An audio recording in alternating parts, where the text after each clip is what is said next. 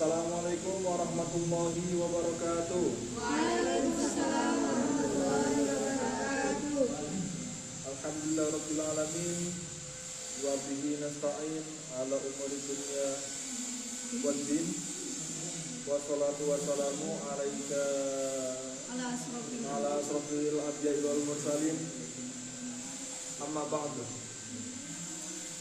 Yang saya hormati Bapak Kyai Haji Dr. Muhtasibillah SPMPD selaku pimpinan Pondok Pesantren Sunan Pandenaran, dan yang saya hormati Bapak Dr. Kyai Haji Imaduddin Sukamta MA selaku Rektor Institut Studi Ilmu Al-Quran dan Keislaman Sunan Pandenaran, Yogyakarta. Yang saya banggakan teman-teman kalian seperjuangan mahasiswa-mahasiswi Prodi IT angkatan 22. Di sini saya akan menyampaikan tentang wilayah al-faqih dalam konsep Ali Khumaini. Sebagaimana telah kita ketahui bahwa Republik Iran tidak serta-merta hadir di permukaan. Republik Iran juga telah mengalami pasang surut menjadi negeri yang demokratis. Seperti yang kita ketahui saat ini, negara Iran cenderung dengan konsep imamahnya dengan mayoritas di sana Islam yang berafiliasi sebagai Syiah. Dalam konteks agama, Islam itu terbagi menjadi dua golongan, dua aliran. Yang pertama ada Sunni, yang kedua ada Syiah. Yang Sunni identik dengan paham Ahlus Sunnah wal Jamaah, seperti yang telah kita pelajari di semester yang lalu, bahwa Ahlus Sunnah wal Jamaah adalah paham yang mengikuti sunnah Nabi dan para sahabat, begitupun generasi berikutnya. Kemudian definisi Syiah sendiri ialah pengikut atau pengidola Khalifah keempat, yakni Sayyidina Ali karamallahu wajhah, yang dimana kelompok ini sangat fanatik dengan Ali. Negara Iran sendiri mengalami revolusi besar-besaran pada tahun 1970 yang dipelopori oleh Ali Khomeini. Dengan paham konsep wilayah al-faqih, beliau menggagas terhadap tantangan di era kerajaan Shah Safawi atau dinasti Safawiyah. Di situ terdapat kekuasaan yang moneter ketika dipimpin oleh Muhammad Shah Pahlavi. Muhammad Shah Pahlavi adalah putra Shah Pahlavi sebagai pendiri Iran yang moderat. Pada awal mulanya, dinasti Safawiyah ini diawali oleh dinasti Qajar sebelumnya. Dinasti Qajar sendiri merupakan pecahan dari tarekat yang dulu berafiliasi di Iran, yang bernama Tarekat Safawiyah. Perlu kita ketahui juga bahwa Iran dulunya termasuk wilayah negeri Persia, yang dimana pada zaman Nabi terdapat dua kekuatan yang sangat besar, yakni ada Romawi dan Persia, di mana Romawi wilayah kekuasaannya meliputi Eropa dan lain-lain dan sebagainya.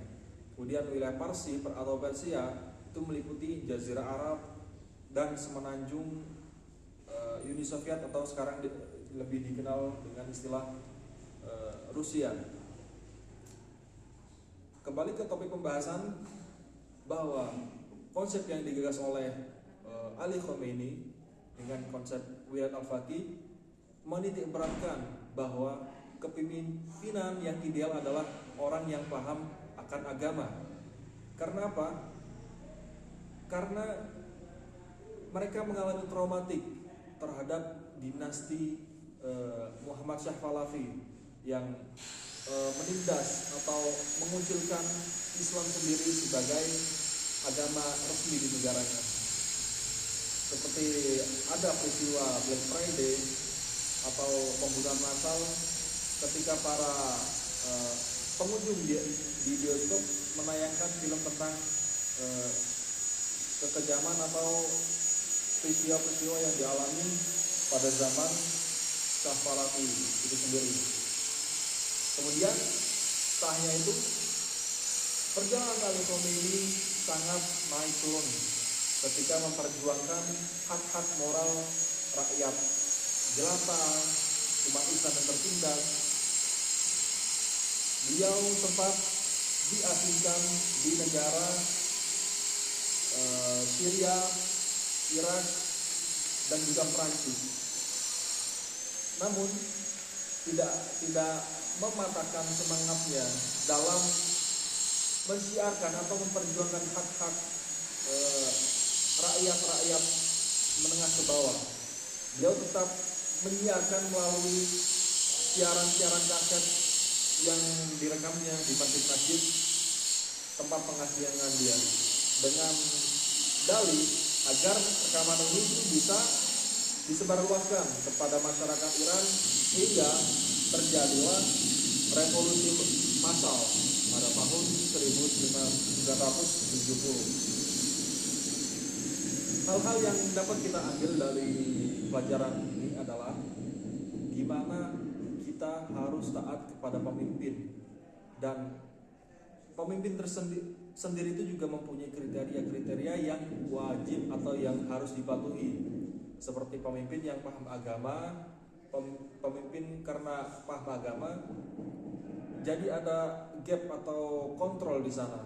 Ketika ingin melakukan kejahatan, oh iya saya diawasi oleh Tuhan, oh iya saya diawasi oleh Allah, gitu. Jadi fungsinya tadi, kenapa kok konsep gagasan Ali Khomeini bahwa seorang pemimpin harus paham agama juga. Ketika tidak paham agama, maka tidak sah. Mereka menganggapnya seperti itu. Oleh karena itu, untuk para teman-teman atau untuk para pemirsa hadirin sekalian, bahwa sekiranya ketika memilih pemimpin itu harus paham agama, harus paham ya lebih ditekankan agama, seperti yang kita ketahui. Pertama dalam memilih pasangan juga, Nabi pernah berkata bahwa wanita dinikahi oleh 4 perkara, yakni harta, terus kecantikan, keturunan, dan agama. Nah, dari keempat itu pilihlah yang baik agamanya. Begitu pula bagi para perempuan memilih seorang lelaki atau pasangannya. Itu konteksnya bukan hanya subjektivitas antara laki-laki untuk perempuan, itu korelitasnya ada. Jadi berlaku untuk semua, jadi umum.